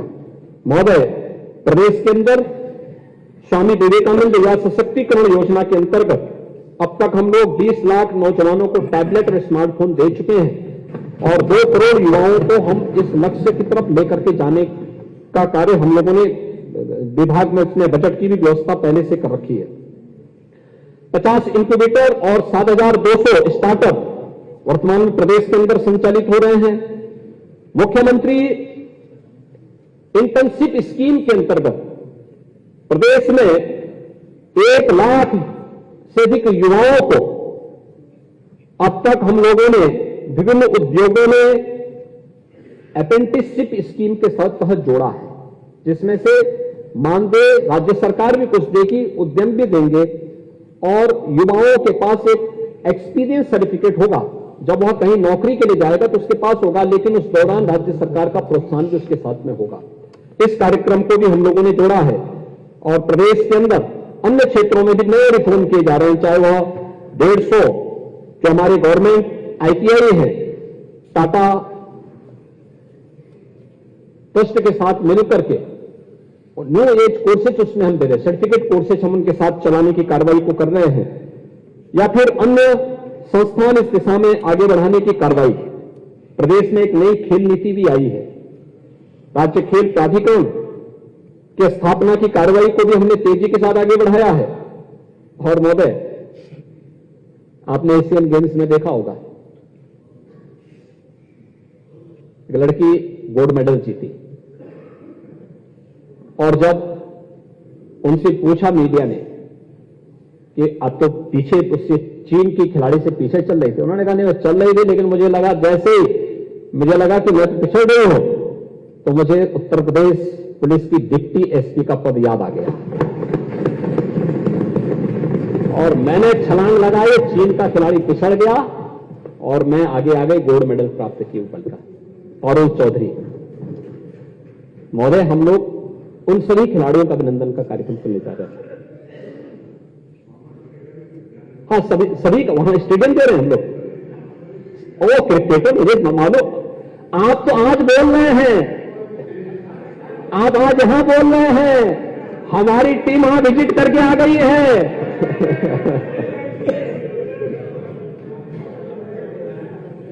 हमारी टीम वहां विजिट करके आ गई है। महोदय, 479 खिलाड़ियों को अब तक हम लोग प्रदेश में सर्विस दे चुके हैं और बाकी अन्य खिलाड़ियों के लिए भी हम लोगों ने इस कार्रवाई को तेजी के साथ आगे बढ़ाने के लिए कार्य किया है। प्रदेश के अंदर आज जो है प्रदेश सरकार अन्य क्षेत्रों में भी काफी इन बातों के कार्यक्रम को हम लोग प्रदेश के अंदर बढ़ा रहे हैं। बिना भेदभाव के सरकार इसको आगे बढ़ाएगी। मुझे बहुत अच्छा लगा, नेता प्रतिपक्ष स्मार्ट सिटी की चर्चा कर रहे थे। अपने समय में तो इन्होंने कुछ किया नहीं, कुछ नहीं किया। 2017 के पहले उत्तर प्रदेश की स्थिति क्या थी? गंदगी, हमारे शहर गंदगी के पर्याय थे। कोई दीर्घकालीन नगरीय योजना इनके पास नहीं थी। मेट्रो और आरआरटीएस एक सपना था। रैपिड रेल उत्तर प्रदेश में चले, समाजवादी पार्टी सरकार ने एनओसी नहीं जारी की, नहीं दी, चाहते ही नहीं थे। कहते इसका आवश्यकता क्या है इनको, यानी रैपिड रेल इनको उसकी आवश्यकता ही नहीं थी। और महोदय, सेफ सिटी तो इनके लिए एक सपना ही था। सेफ सिटी एक सपना। महोदय, आज मुझे बताते हुए प्रसन्नता है, स्मार्ट सिटी में उत्तर प्रदेश के शहर भी आज देश की रैंकिंग में स्थान बनाते हैं, स्वच्छता की रैंकिंग में स्थान बनाते हैं। महोदय, आज सेफ सिटी में बहुत शीघ्र उत्तर प्रदेश के 18 सिटी सेफ सिटी घोषित होने वाले हैं। और इसमें गृह विभाग, नगर विकास विभाग, हमारे प्राधिकरण के साथ साथ निजी क्षेत्र की भी भूमिका है। वे भी इस दिशा में कार्य कर रहे हैं। अयोध्या, मथुरा, वृंदावन, शाहजहांपुर, ये नए नगर निगम भी इस सरकार में बने हैं। 113 नए नगर निकायों का गठन भी हुआ है।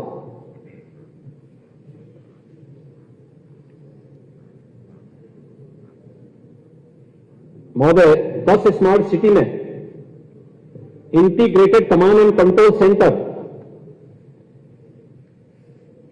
ये क्रियाशील हो चुके हैं। शेष 8 में वह तेजी के साथ बन गए हैं और हम बहुत शीघ्र इन कार्यक्रमों को आगे बढ़ाएंगे। लेकिन इसके साथ ही हमारे जो नए नगर निकाय आए हैं, क्योंकि ग्रामीण पृष्ठभूमि से जुड़े हुए ज्यादा क्षेत्र थे, तो उनके लिए हम लोगों ने एस्पिरेशनल नगरीय योजना के कार्यक्रम को भी आगे बढ़ाया है। 100 ऐसे नगर निकायों को हम इसमें ले रहे हैं, जिसमें 100 हम लोग प्रदेश के अंदर विकास खंडों को ले रहे हैं, 100 नगर निकायों को ले रहे हैं, जिसपे तेजी के साथ कार्य प्रारंभ हुआ है। महोदय, इसके साथ ही प्रदेश के अंदर नगरीय परिवहन में तो पहले ही बोल लेते हैं कि यानी उनको पता ही नहीं, लेकिन हर चीज को बोल लेते हैं ना, नेता प्रतिपक्ष का अपना वो है। लेकिन खैर, आज प्रदेश के अंदर मेट्रो संचालन की दृष्टि से प्रदेश ने काफी अच्छी कार्रवाई को आगे बढ़ाया है। और कानपुर मेट्रो के बारे में तो आप जानते ही हैं, क्या किया था इन्होंने। आगरा की क्या स्थिति है, आगरा की प्रोग्रेस किसी से छुपी हुई नहीं थी। और आज मुझे प्रसन्नता है कि हम लोग फरवरी में प्रायोरिटी सेक्टर पर मेट्रो का संचालन आगरा के अंदर करने में सफल हो जाएंगे। और इसी प्रकार से कानपुर के अंदर भी जो सेकंड फेज का कार्य है, उसको भी हम लोग वहां पे उस कार्य को भी हम आगे बढ़ाने में सफल होंगे। महोदय, इसके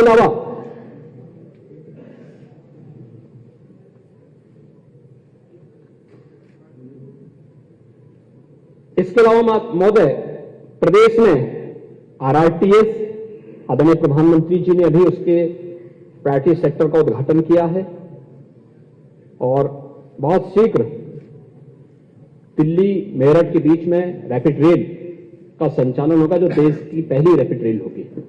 यह भी देश के अंदर पहली इस प्रकार की सुविधा प्राप्त होगी।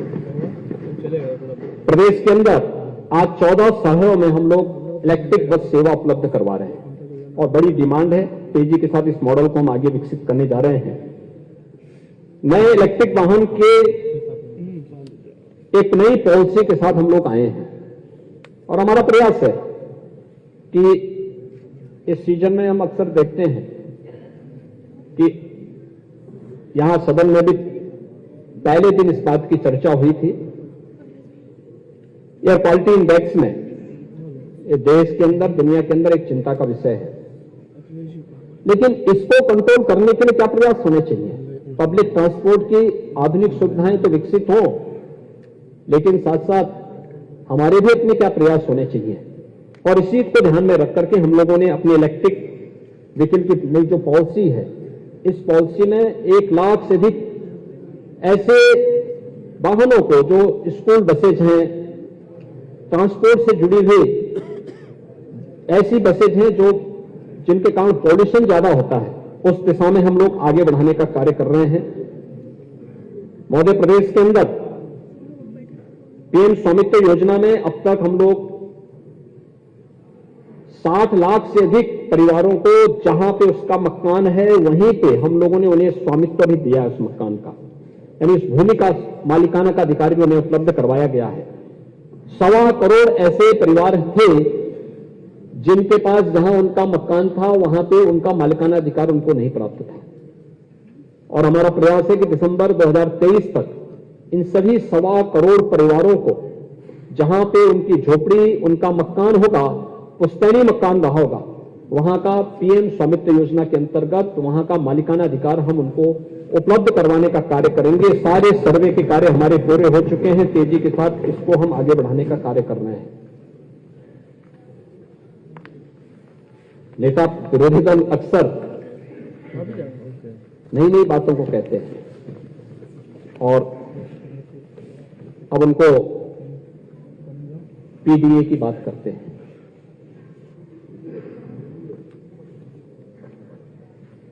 प्रदेश के अंदर जो मुसहर थे, क्या पीडीए का पार्ट है कि नहीं है?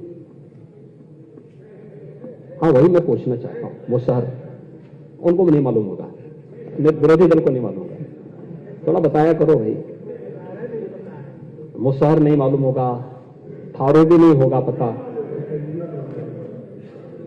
थारू भी नहीं जानकारी होगी, चेरो नहीं मालूम उनको होगा, बेगा नहीं मालूम होगा, बनतांगिया के बारे में भी नहीं जानते होंगे, कोल, सहरिया, ये सभी के बारे में संभवतः नहीं जानते होंगे, क्योंकि है क्या कि बचपन में रास्ता थोड़ा गलत हो गया था।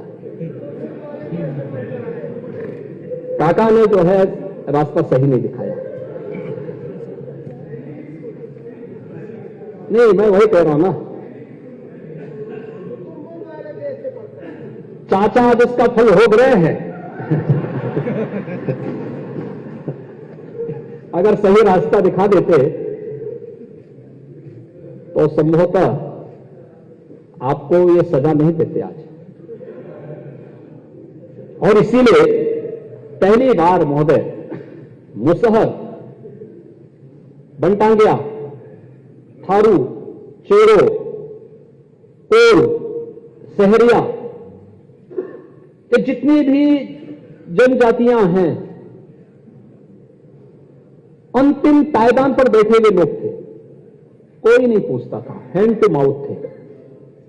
इनको जमीन का पट्टा, इनके लिए आवास, जहां आवश्यकता पड़ी वहां पे आवास की सुविधा उनको उपलब्ध करवाने का कार्य तेजी के साथ किया गया। उन बच्चों को स्कूल भेजा गया, उनके लिए राशन कार्ड बनाए गए, वहां तक बिजली पहुंचाई गई। आप देख रहे होंगे कोरोना जैसी महामारी का सामना करते हुए भी आज उत्तर प्रदेश के अंदर, मैं इस बात को दावे के साथ कह सकता हूं, कोई भूखों नहीं मर सकता, क्योंकि प्रदेश सरकार और केंद्र सरकार दोनों संवेदनशील सरकारें हैं और दोनों बिना भेदभाव के शासन की योजनाओं को उन गरीबों तक पहुंचाने का काम कर रहे हैं। क्योंकि हमारे लिए सबसे बड़ी जाति, जो प्रधानमंत्री जी ने कही है, सबसे बड़ी जाति गरीब है, सबसे बड़ी जाति गरीब है।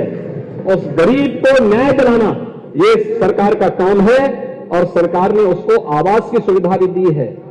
उसके जीवन में परिवर्तन लाने का कार्य आज सरकार कर रही है, और आज उनको जो सरकार के द्वारा प्रदत्त सुविधाएं हैं, यह भी आज राज्य सरकार के स्तर पर उन्हें उपलब्ध कराने का कार्य किया जा रहा है। प्रदेश के अंदर अन्य योजनाओं में भी राज्य सरकार ने तेजी के साथ काम किया है। खासतौर पर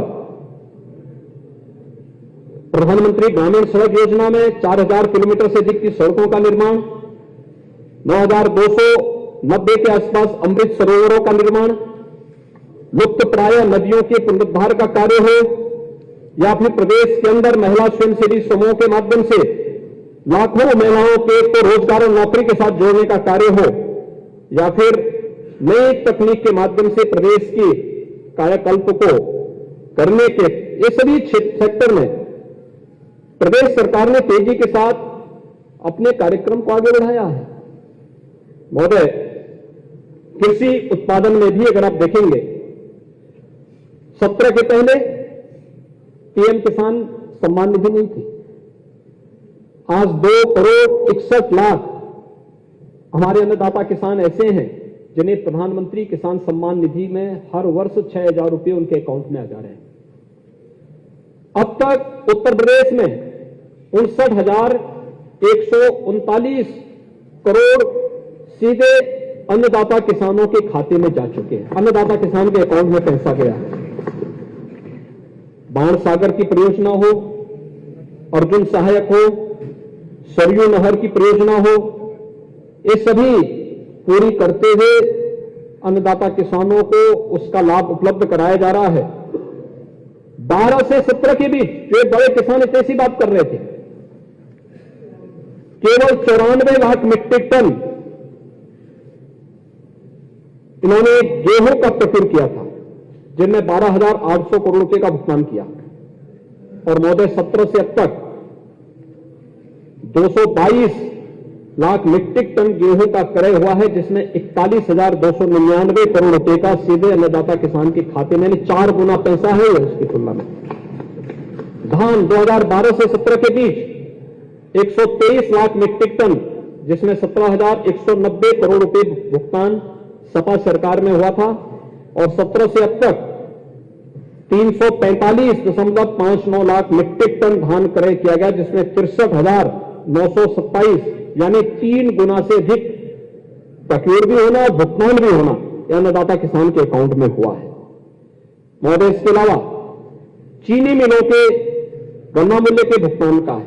12 से 17 के बीच बंद चीनी मिलें बंद हुई, औने पौने दाम पे बेची गई और 80,000 करोड़ का किसानों को भुगतान हुआ था। 17 से अब तक 2,25,000 करोड़ रुपए का गन्ना मूल्य का भुगतान हुआ है। 2,25,000 करोड़ का। आज 119 चीनी मिलें चल रही हैं। 100 चीनी मिलें 10 दिन के अंदर अपना गन्ना मूल्य का भुगतान कर रही हैं। महोदय, प्रदेश के अंदर जल जीवन मिशन में 2017 के पहले केवल 5,16,000 परिवार ऐसे थे जिनको नल से शुद्ध जल उपलब्ध हो पाता था। 17 के बाद 1,85,00,000 परिवार ऐसे हो चुके हैं जिनको हम नल से शुद्ध पेयजल उपलब्ध करवाने के कार्य को आगे बढ़ा रहे हैं। इथेनॉल उत्पादन में आज उत्तर प्रदेश नंबर 1 पर है। प्रदेश के अंदर आज देश के अंदर हम इस क्षेत्र में आगे हैं। अन्य सेक्टर में भी अगर हम देखेंगे कि फसल बीमा योजना में अगर हम देखेंगे 12 से 17 के बीच में कंपनसेशन में भी भेदभाव होता था, समय से मिलता ही नहीं था। या किसी भी अन्य योजना, प्रधानमंत्री किसान मानधन योजना को लागू करने का कार्य हो, या गोवंश संरक्षण के बारे में, गोवंश संरक्षण के लिए कह रहे थे कि केवल 100 करोड़ रुपए इसके लिए दिए जा रहे हैं। ये सच नहीं है महोदय, पहली बार हो रहा है। और मुझे लगता है चौधरी साहब के वक्तव्य को अगर आपने उस दिन सुना होता तो संभवतः आप ये प्रश्न आज यहां पे मुझसे नहीं करते। 11 लाख गोवंश का संरक्षण ये डबल इंजन की सरकार कर रही है। हमारे मूल बजट में 3,000 करोड़ रुपए मूल बजट में है। 3,000 वो भी देंगे ना। आप चिंता क्यों कर रहे हैं? आपकी चिंता ये नहीं है, आपकी चिंता तो बूचड़खानों के बंद होने की चिंता है। आपकी चिंता गोवंश की नहीं है, आपकी चिंता तो बूचड़खानों के बंद होने की चिंता है कि बूचड़खाने बंद कैसे हो गए। और उसकी चिंता ये कर रहे हैं महोदय।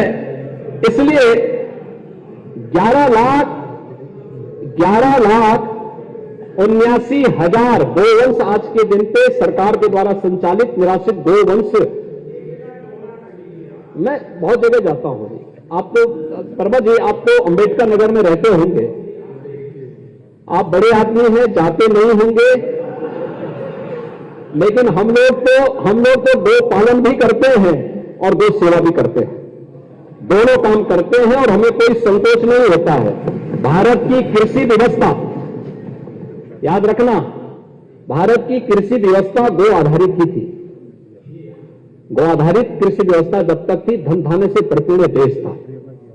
और आज जब प्रधानमंत्री जी नेचुरल फार्मिंग की बात करते हैं तो गौ आधारित खेती ही है वो, जो जीरो बजट की खेती है, जो देश को भी बचाएगा, कैंसर जैसी घातक बीमारियों से भी बचाने में सहायक होगा। और इसलिए उधर जाना ही होगा। और प्राकृतिक खेती उसका सबसे अच्छा माध्यम है जिसको सरकार प्रोत्साहित कर रही है। महोदय, पर्यटन और संस्कृति के क्षेत्र में भी सरकार ने कुछ मील के पत्थर गढ़े हैं। आज मुझे अच्छा लगता है जब मैं किसी माननीय विधायक के क्षेत्र में जाता हूं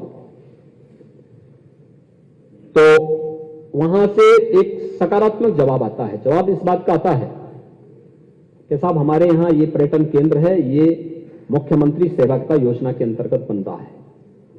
और कल एक बिल यहां पे पास, इस माननीय सदन में पास किया है, जिसमें एक सहभागिता योजना भी लेकर के आई है पर्यटन विभाग, जिसमें किसी भी पर्यटन क्षेत्र को विकसित करने के लिए आधा पैसा अगर माननीय विधायक अपनी निधि से दे रहा है तो आधा पैसा सरकार उसके साथ जोड़ेगी और माननीय विधायक की संस्तुति पर वहां पर पैसा दिया जाएगा। और ये कार्य हम लोग तेजी के साथ आगे बढ़ाने जा रहे हैं। देखिए, 17 के पहले मानव बिंदुओं की पुनर्स्थापना का खर्च नहीं होता था।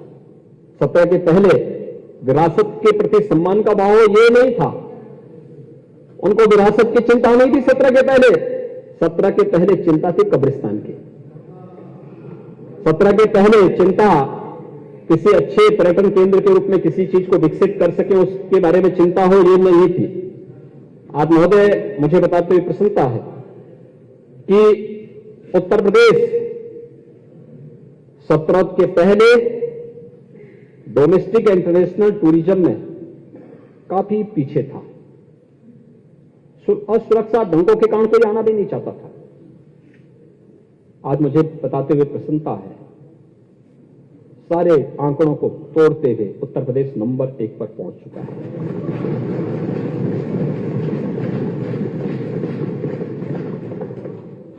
प्रयागराज में भी भव्य और दिव्य कुंभ को हर व्यक्ति जानता है।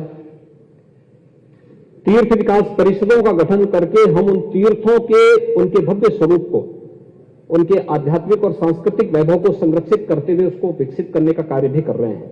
इसमें ब्रज तीर्थ विकास परिषद भी है, विंध्य धाम तीर्थ विकास परिषद भी है, चित्रकूट धाम तीर्थ विकास परिषद भी है, अयोध्या धाम तीर्थ विकास परिषद भी है, सुख तीर्थ विकास परिषद भी है, देवीपाटन धाम तीर्थ विकास परिषद भी है, नेमिस का भी है। ये सभी तीर्थ विकास परिषदों के गठन की कार्रवाई को भी हम तेजी के साथ आगे बढ़ाने का कार्य कर रहे हैं और पर्याप्त धनराशि इन सभी कार्यों के लिए भी हम लोगों ने यहां पर उपलब्ध करवाया है। प्रदेश के अंदर लखनऊ, प्रयागराज, वाराणसी, आगरा, मथुरा, वृंदावन में पर्यटन विभाग द्वारा हेलीपोर्ट के निर्माण के कार्य को भी हम लोग तेजी के साथ आगे बढ़ाने का कार्य कर रहे हैं। श्रृंगवेरपुर में आपने डॉक्टर संजय निषाद की बात नहीं सुना होगा, बन गया है ना, संतुष्ट है ना, ठीक है। निषाद राजगुरु पर्यटन स्थल और बहराइच में भी महाराज सुहेलदेव स्मारक का निर्माण चल रहा है। महोदय, इसके अलावा प्रदेश के अंदर नैमिष में वेद विज्ञान अनुसंधान केंद्र की स्थापना करने के साथ ही आज प्रदेश के अंदर कैलाश मानसरोवर भवन का निर्माण भी हो रहा है। आज इसके कार्य को भी हमने तेजी के साथ आगे बढ़ाया है।